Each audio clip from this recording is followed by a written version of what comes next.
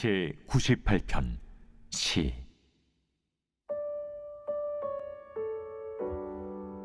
새 노래로 여호와께 찬송하라. 그는 기이한 일을 행하사 그의 오른손과 거룩한 팔로 자기를 위하여 구원을 베푸셨음이로다. 여호와께서 그의 구원을 알게 하시며 그의 공의를 문나라의 목전에서 명백히 나타내셨도다. 그가 이스라엘의 집에 베푸신 인자와 성실을 기억하셨으므로 땅끝까지 이르는 모든 것이 우리 하나님의 구원을 보았도다. 온 땅이여 여호와께 즐거이 소리칠지어다.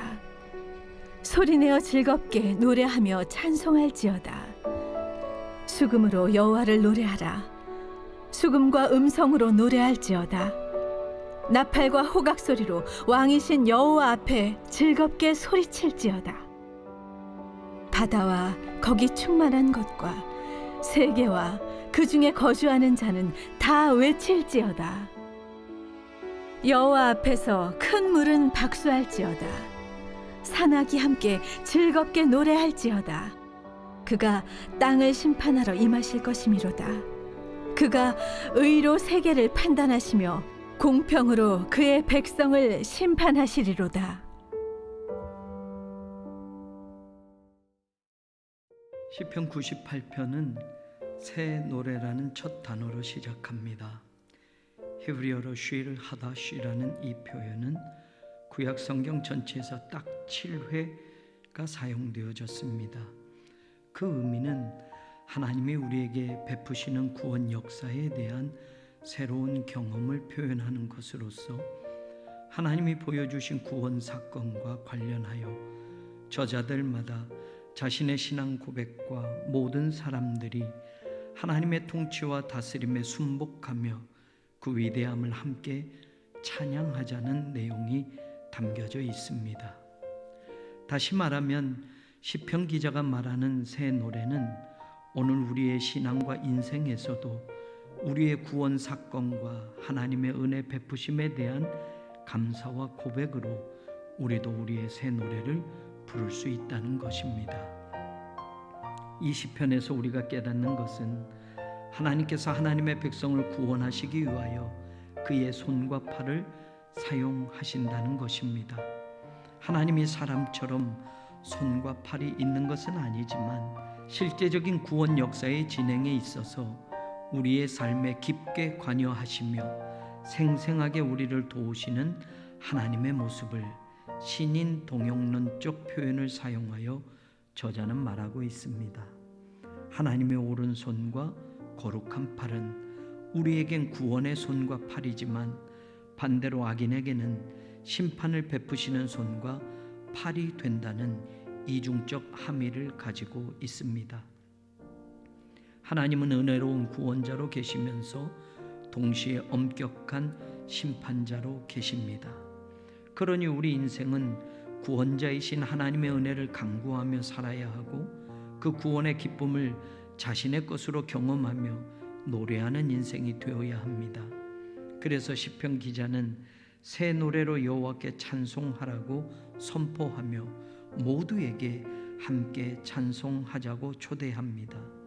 온 땅이여 여호와께 즐거이 소리칠지어다. 소리내어 즐겁게 노래하며 찬송할지어다. 바다와 거기 충만한 것과 세계와 그 중에 거주하는 자는 다 외칠지어다. 진짜 구원받은 사람은 그 구원의 은혜를 잊을 수 없습니다.